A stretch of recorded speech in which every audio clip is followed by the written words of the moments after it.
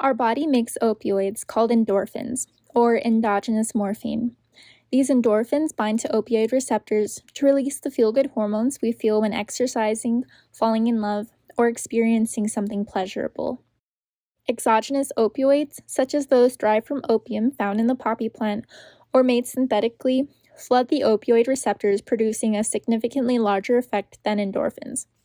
This creates a strong euphoria and pleasurable sensation.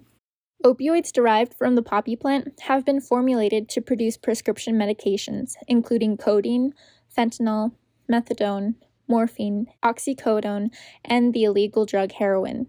Opioids can be inhaled, absorbed, ingested, injected, or snorted.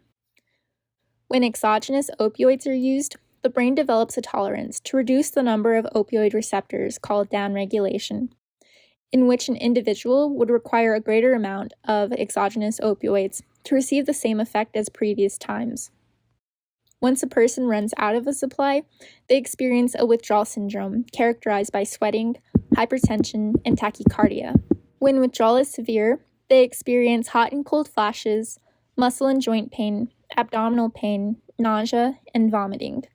Opioid withdrawal can be treated with buprenorphine, methadone, naltrexone, and extended-release opioids. People may seek fentanyl, heroin, or other illicit opioids on the street as a way to self-manage withdrawal.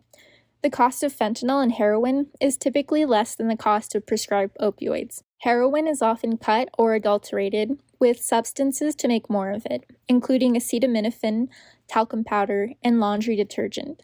Heroin may also have other drugs added to enhance effects, such as fentanyl, which is about 30 to 50 times more potent than heroin. Risk factors for developing an opioid use disorder include genetics, environmental factors such as exposure to someone close who is a user, comorbid untreated mental illnesses, personality disorders such as antisocial personality disorder, and socioeconomic status. The misuse of opioids is also common among healthcare professionals because of their availability in medical settings. Opioid users are at elevated risk for medical conditions resulting from contaminated needles such as hepatitis A and B, HIV, and infection at injection sites. Complications from opioid use include overdose, where an individual may present with slowing or stopping of breathing or heartbeat, vomiting, and loss of consciousness. In these situations, naloxone, which attaches to opioid receptors, releases the attached opioids and blocks additional binding, should be administered.